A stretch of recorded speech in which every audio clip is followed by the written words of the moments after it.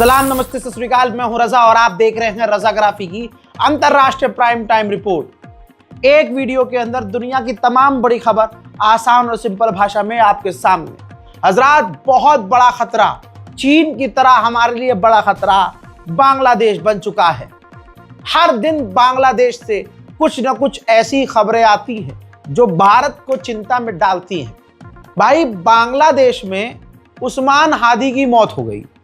किसी अज्ञात व्यक्ति ने उस स्टूडेंट लीडर के सर में गोली मार दी। विदेश भेजा गया, लेकिन उस्मान हादी की मौत हो गई, जिसके बाद इल्जाम बांग्लादेश ने भारत पर लगा दिया कि इसमें भारत का रोल है, जबकि भारत का इस मामले में कोई रोल हो ही नहीं सकता। जो पहले से बिखरा पड़ा हो उस पर भारत क्या ही कुछ करेगा। बांग्लादेश की खुन्नस सिर्फ ये है कि भारत में शेख हसीना को पनाह क्यों दे रखी है।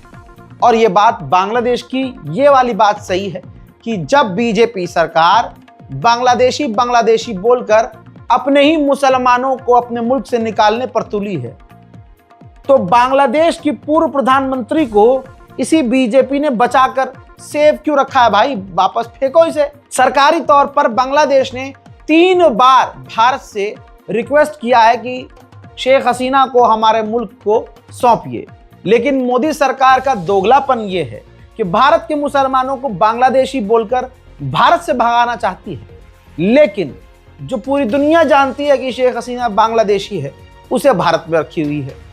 अब उस्मान की मौत हो गई, सर में गोली लगी थी, इल्जाम भारत पर था और इसके बाद प्रदर्शन बांग्लादेश में शुरू हो गया। प्रदर्शन बांग्लादेश में इतना खतरनाक कि भारत की 2 जो बांग्लादेश में वीज़ा के लोकेशंस थे, वीज़ा दफ्तर थे, उसको बंद करना पड़ा, क्योंकि प्रदर्शनकारी वहां पहुंच गए और उन्होंने भारतीय दूतावास को नुकसान पहुंचाने की कोशिश की।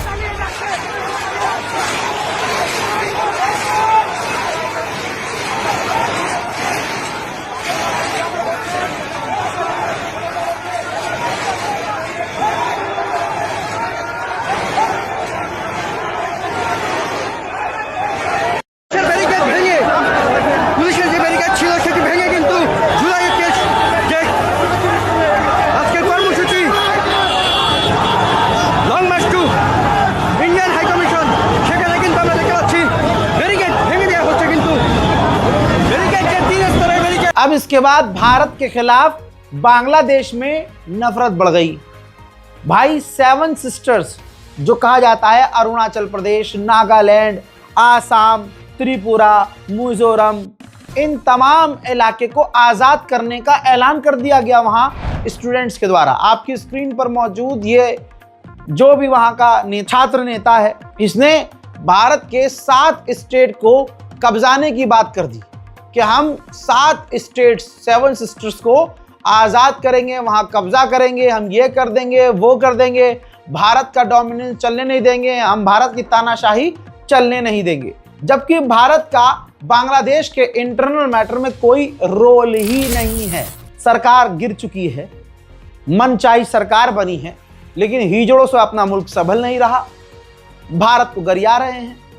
इसके बाद दोस्तों एक और नेता है, ये छात्र नेता, ये देखिए, हर जगह 7 स्टेट्स को आज़ाद करने की मुहिम छेड़ दी गई।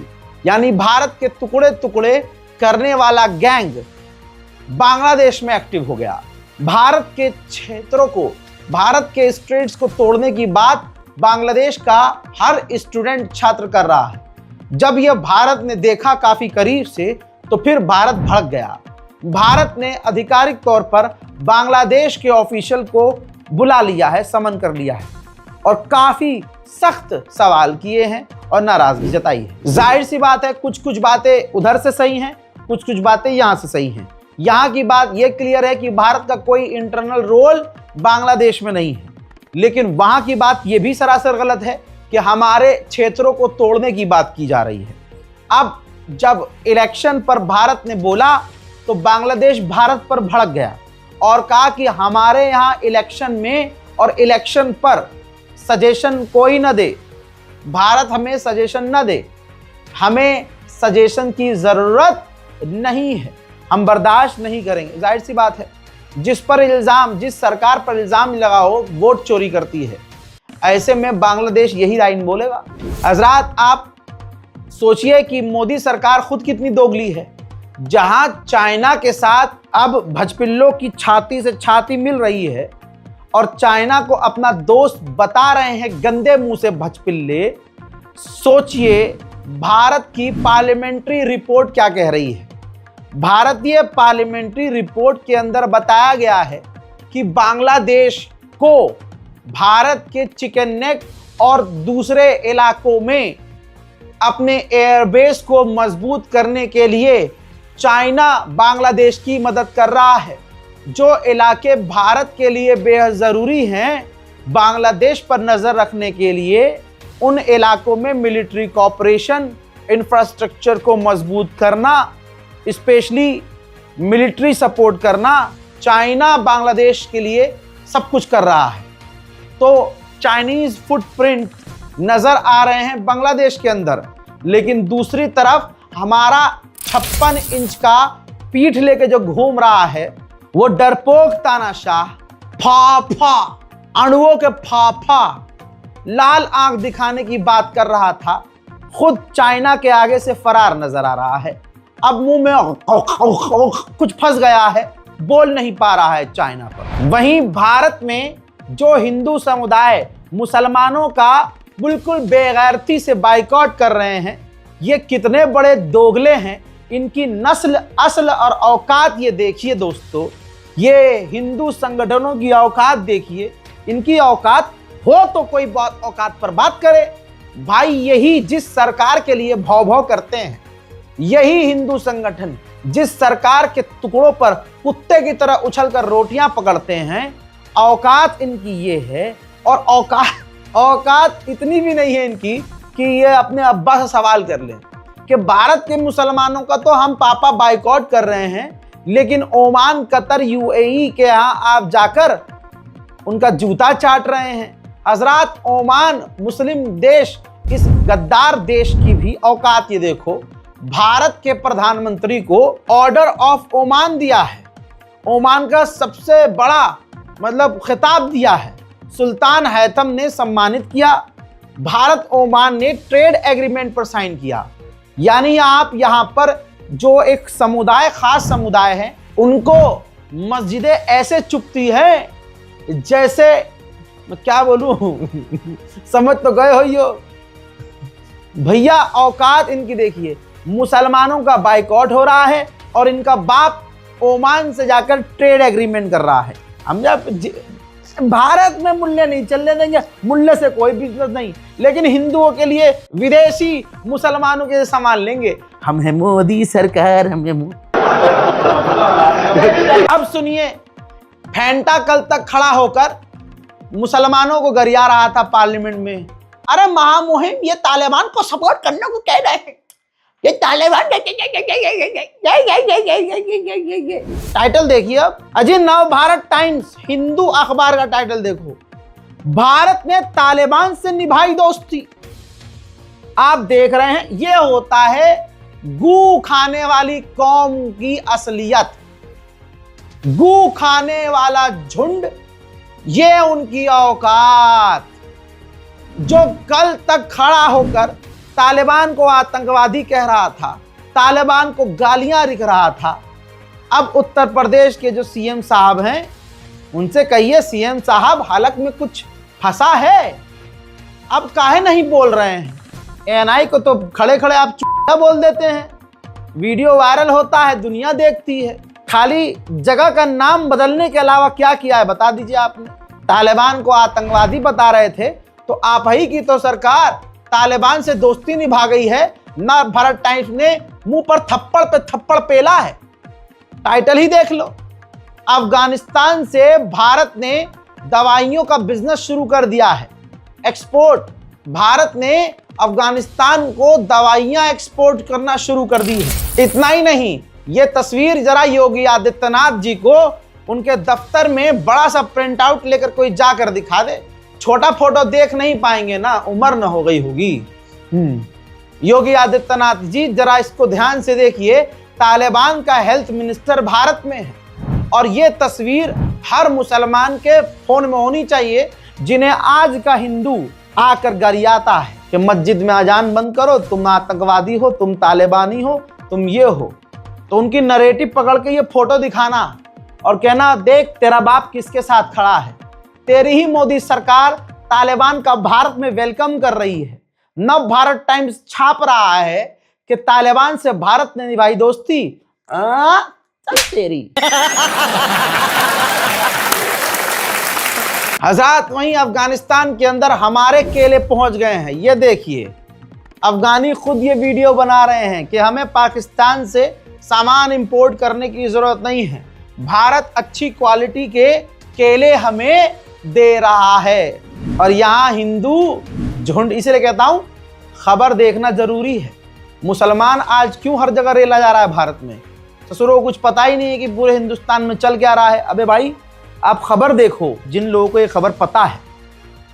कल जब कहीं कोई हिंदू नामी व्यक्ति चौड़ मार रहा होगा मोदी के नाम की, तो ये जब खबर कोई मुसलमान, कोई भी हमें देखने वाला हिंदू बोलेगा कि हाँ भाई तालिबान से तुम मिला रहे हो, मुंह जबान से चाट रहे हो उसकी जबान, उसको केला दे रहे हो, तुम मोदी सरकार तालिबान से दोस्ती निभा रही है, दवाई एक्सपोर्ट कर रही है, वहाँ के हेल्थ मिनिस्टर को भारत राजधानी दिल्ली में बुलाकर मेहमान नवाजी कर रही है।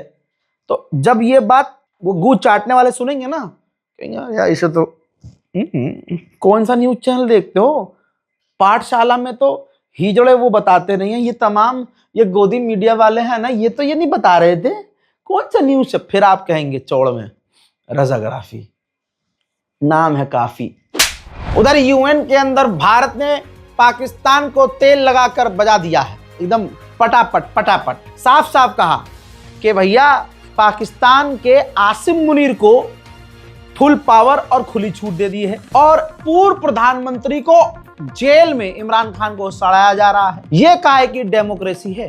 आतंकवाद को पाल रहा है पाकिस्तान और बढ़ावा दे रहा है Pakistan. That the treaty will be held in abeyance until Pakistan, which is a global epicenter of terror, credibly and irrevocably ends its support for cross-border and all other forms of terrorism. Pakistan, of course, has a unique way of respecting the will of its people by jailing a prime minister, by banning the ruling political party, and by letting its armed forces engineer a constitutional coup through the 27th Amendment and giving lifetime immunity to its Chief of Defence Forces. Let me be clear. India will counter Pakistan-sponsored terrorism in all its forms and manifestations with all its might. Madam President, in closing, with abiding faith in multilateralism, India... हजरात, इस मोदी सरकार के ऊपर मत रहिएगा।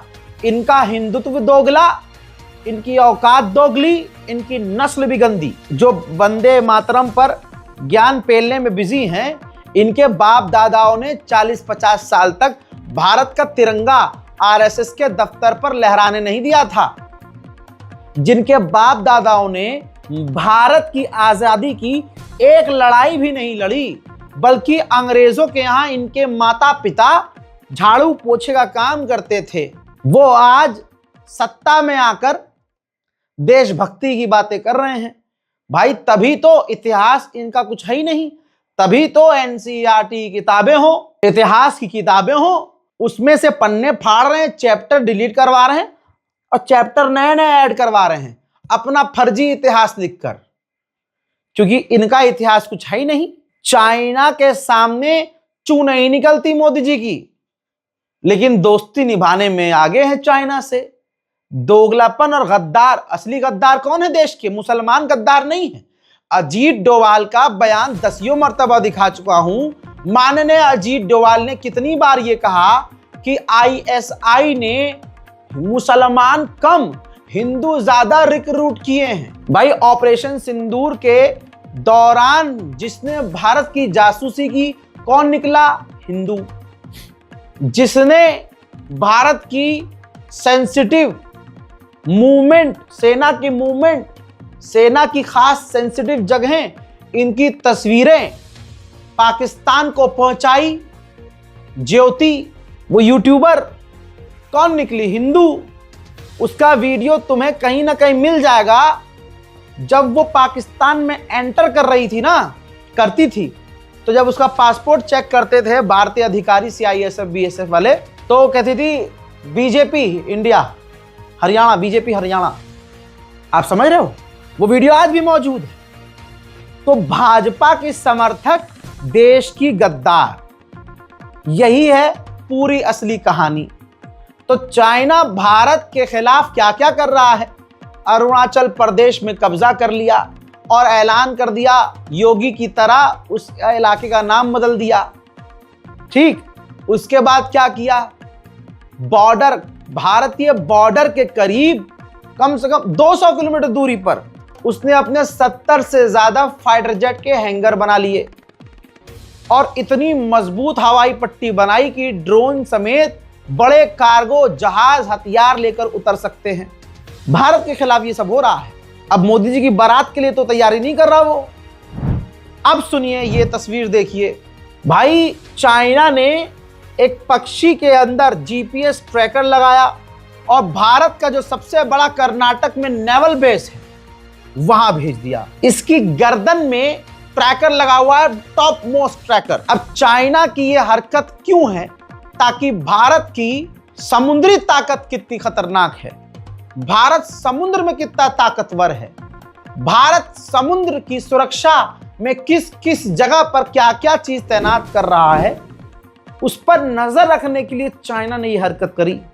मुझे बताओ, मोदी जी की है इतनी औकात तो सीधा चाइना को मजबूत पैगाम दे कि भाई तुमने ये क्या किया है, नहीं है ना? सबको पता है कि राजधानी दिल्ली में पोल्यूशन कितना है। इतना गंदा पोल्यूशन है कि आप सोच नहीं सकते। एक आदमी नॉर्मल ही दिल्ली में अगर रह रहा है तो एक दिन में सिर्फ हवा से ही उसको इतना पोल्यूशन अंदर जा रहा है कि 200 सिगरेट एक दिन में पी रहा है। इतनी खतरनाक हवा है। पूरी दुनिया की सबसे गंदी हवा भारत की राजधानी दिल्ली की है। दिल्ली वालों ने बटन दबाया था भाजपा का और चौड़ में हिंदुत्व की आड़ में भाजपा जीत गई। अब खून के आंसू दिल्ली वाले रो रहे हैं। मेरा खुद का दोस्त जो दिल्ली में रहता है वरुण, वो बेचारा कल तक जो सिर्फ भाजपा भाजपा का स्टेटस लगाता था, अब वो खुद भाजपा की आलोचना कर रहा है। कल मैंने मैसेज किया, काहे बे भाजपा की आलोचना कर रहे हो, राम जी के विरोधी हो गए हो गंदे। तो उसने एक ही रिप्लाई किया, भाई मैं सब समझ गया। जितनी देर से इस देश का हिंदू समझेगा उतना ही ज्यादा नुकसान होगा। जितनी जल्दी इस देश का हिंदू संभलेगा इस देश का कल्याण उतना ही तेज होगा। चाइना की दोस्ती पर भरोसा नहीं करना, ये भाई 2 का पत्रकार 5 साल से गा रहा है, लेकिन इतनी सी बात किसी को समझ में नहीं आती। अभी मैंने आपको बताया कि चाइना भारत के खिलाफ क्या क्या कर रहा है। अब भारत में, नई दिल्ली में, भारत के अंदर जो चीन के स्पोक पर्सन हैं, उन्होंने ये तस्वीर शेयर की, ट्वीट किया कि एक वक्त चाइना के अंदर भी ऐसा ही पॉल्यूशन था, तो हमने वहां का AQI जैसे कंट्रोल किया, हम नई दिल्ली का भी कंट्रोल कर सकते हैं, नई दिल्ली को भी मदद कर सकते हैं, भारत की मदद कर सकते हैं। ठीक, अब क्या भारत को चाइना से मदद लेनी चाहिए? क्यों भाई, आत्मनिर्भर हम नहीं हैं, हम चाइना पे क्या ही भरोसा करें। मान लीजिए चाइना ने नई दिल्ली में ऐसी ऐसी जगह डिवाइस, एयर प्यूरिफायर के मतलब कोई ऐसी टेक्नोलॉजी डिवाइस तैनात कर दिया जिससे पॉल्यूशन तो चलो खत्म हो रहा है, लेकिन उसी डिवाइस के अंदर कोई जासूसी वाली चीज होगी, उससे हमारे लिए कितना बड़ा खतरा होगा। ये बात सोचिएगा और फिर सरकार इस पर क्या रिएक्ट करेगी सोचकर जवाब दीजिएगा, डायरेक्ट सरकार से पूछिएगा। उधर इसी चाइना ने जो भारत की मदद कर रहा है, पाकिस्तान के लिए उसने सबमरीन बना दी है। देखिए दोस्तों, तस्वीर आपके सामने है। पाकिस्तान नेवी ने लॉन्च भी कर दी है 4th हैंगोर क्लास की सबमरीन, जिसका नाम PNS गाजी है। चाइना के वुहान से इसको लॉन्च किया गया है। पाकिस्तान की नेवी की ताकत और बढ़ चुकी है। और सुनिए, पाकिस्तान और चाइना दोनों ही सेना भारत के बॉर्डर के करीब मिलिट्री एक्सरसाइज कर रही है। एक तरफ चीन खतरा पैदा कर रहा है हमारे लिए और यहाँ दोस्ती का हाथ दिखा रहा है। मुंह पे थप्पड़ मारना चाहिए, लेकिन मोदी जी खुद ही मुंह पे हाथ रख के इधर उधर घूमने में व्यस्त हैं। बताइए दोगलापन कितना है। पापा ने जंग रुकवा दी, नंगा हो गया ये भी खेल। भाई मोदी के चाहने वाले भी झूठे और मोदी जी भी झूठे। पूरी ऐड बनाई गई थी, पापा ने वॉर रुकवा दी, पापा ने वॉर रुकवा दी। भाई 2 हिंदू मारे गए, ये रही रिपोर्ट, ये रही न्यूज 24। महीना भर पहले रूस यूक्रेन वॉर अपडेट में मैं पूरे इस घमंड के साथ कहता हूं कि अपने वतन के लिए, अपने वतन के हिंदू मुसलमानों के लिए, खासकर हिंदुओं के लिए भी मैं ही बोल रहा हूं। ये देखिए, ये भाई 2 व्यक्ति, इस बंदे के लिए मैंने बोला था। भाई रूस यूक्रेन की जंग में उत्तराखंड का राकेश, एक हिंदू, शहीद हो गया, मारा गया। अधिकारियों ने परिवार को फोन पर जानकारी दी। बाप ने कहा बेटा पढ़ने गया था, उसे रूस ने बंदूक थमा दी। ये देख लीजिए दोस्तों, 2 लड़के, दोनों की लाश, दोनों ही हिंदू भारत लाए गए हैं। थैंक यू फलाना जी, कोई बोल कर दिखाओ। फलाना जी ने रंग रुकवा दे, जंग रुकवा दी थी। अपने लड़कों को बचा ना सके, कहां है हिंदू संगठन? देश खतरे में है। हाँ, खतरे में इसलिए क्योंकि हिंदू संगठन डरा रहा है तुम्हें, और डर की आड़ में एक फेल आदमी को, चाय वाले को प्रधानमंत्री पद पर चिपका के रखा हुआ है। इसलिए देश का लगातार नुकसान हो रहा है। भाई बीजेपी की नेता हैं, रिपोर्ट आपकी स्क्रीन पर, उन्होंने खुद कहा है कि चीन हर दिन इंडिया की जमीन लैंड माफिया की तरह खा रहा है। तिब्बत की रक्षा मंत्री डोलमा गायरी बोली हम भी स्वतंत्रता चाहते हैं, भारत आगे बढ़े। अल्लाहु अकबर। आज हिंदू सिर्फ मुसलमानों की नफरत में पागल हुआ पड़ा है, और पागल किसने किया है? इसी मोदी सरकार ने, बीजेपी आईटी सेल ने। असली मुद्दे हिंदुओं को नजर नहीं आते। राजधानी दिल्ली मेट्रो में जाइए या आप मुंबई की लोकल में जाइए, आपको हिंदू मुसलमान को गरियाता हुआ मिलेगा। असल मतलब ऐसा हो गया है मुसलमान कि भाई किसी भी चीज का फ्रस्ट्रेशन हो, हिंदू मुसलमान पर निकाल देगा, क्योंकि पापा को बोल नहीं सकते, क्योंकि पापा को लाने वाले यही थे। अब क्या करें हजरात? जो डोलमा गायरी हैं, बीजेपी की ही हैं, जो बता रही हैं कि हर दिन वो कब्जा कर रहा है चाइना हमारे इलाकों पर, और पापा बोल नहीं पा रहे हैं। चीन कर रहे हैं, और हर दिन हिंदुस्तान का जमीन खा रहे हैं। जैसे गुंडा लैंड माफिया कब्जा करती है ना, उस प्रकार से करती है चीन। ये बातें वाराणसी पहुंची तिब्बत की निवासी सरकार की रक्षा मंत्री डोलमा गायरी ने कही। उन्होंने कहा कि चीन आक्रमण करके नहीं बल्कि डरा धमका कर लोगों की जमीन हड़प लेता है। वहीं उन्होंने अपने देश की स्वतंत्रता पर भी बात की और उनकी आंखें नम हो गई। हजरात मोहतरम, गुजरात के पास पाकिस्तान का कासिम पोर्ट है, चाइना वहां पर इन्वेस्टमेंट कर रहा है, जो सीधा सीधा भारत के लिए खतरा है। ऐसा मैं नहीं कह रहा हूं, भारतीय एक्सपर्ट, रक्षा एक्सपर्ट खुद कह रहे हैं। भाई पाकिस्तान की औकात देखिए। भाई पाकिस्तान में कहां ईमानदारी है? ईमान और पाकिस्तान एक साथ हो ही नहीं सकते, बस नाम का ही पाक है। आप बताइए, पाकिस्तान की एक उम्मीद थी किरण, इमरान खान, जो बंदा कुछ कर सकता था पाकिस्तान के लिए। क्या किया पाकिस्तान ने? जिंदगी नरक कर दी है। रिपोर्ट यह है कि भाई पाकिस्तान की जो पूर्व प्रधानमंत्री इमरान खान की जो बहन थी, अब उनके ऊपर एंटी टेरर लॉ लगा दिया। अब सोचिए, सिर्फ अपने भाई से मिलने की चाहत में एक बहन तड़प रही थी, पाकिस्तान सरकार ने उस पर आतंकवादी वाला लॉ लगा दिया है और धाराएं लगा दी हैं। लो, ये नया पाकिस्तान है हज़रात। उधर पाकिस्तान भारत पर जहर उगल रहा है, और हमारे वाले में औकात नहीं कि घूमने के अलावा पाकिस्तान को जवाब दे दे। अब पाकिस्तान के प्रधानमंत्री ने कहा कि ऑपरेशन सिंदूर में पाकिस्तान ने भारत को ऐसा सबक सिखाया है कि दिल्ली से मुंबई तक भारत भूलेगा नहीं। बिल्कुल नहीं भूलेंगे भाई।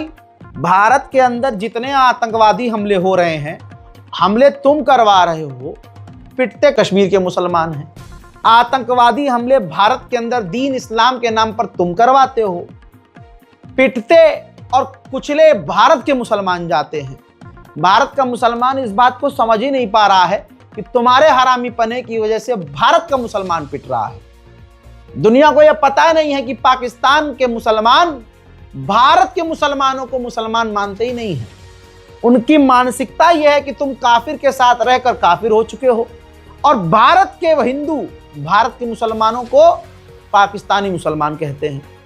दिक्कत तो यही है, गद्दार हमारे यहां अपने भरे पड़े हैं, मुसलमान गद्दार नहीं है। बकौल अजीत डोवाल मैं आपको सुना चुका हूं। अभी पिछले जितने भी गद्दार पकड़े गए हैं, चेक कर लो कौन सी जाति के हैं, कौन से धर्म के हैं।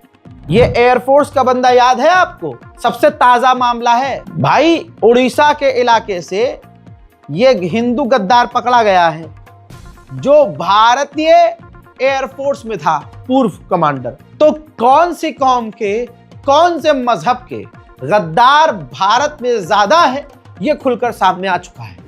हजरात, अंतरराष्ट्रीय प्राइम टाइम रिपोर्ट में आज अभी के लिए इतना ही। अपनी दुआओं में मुझे याद रखिएगा, मेरे लिए दुआ जरूर कीजिएगा और रिपोर्ट को शेयर करना बिल्कुल मत भूलिएगा। फिलहाल के लिए इतना ही, वस्सलाम।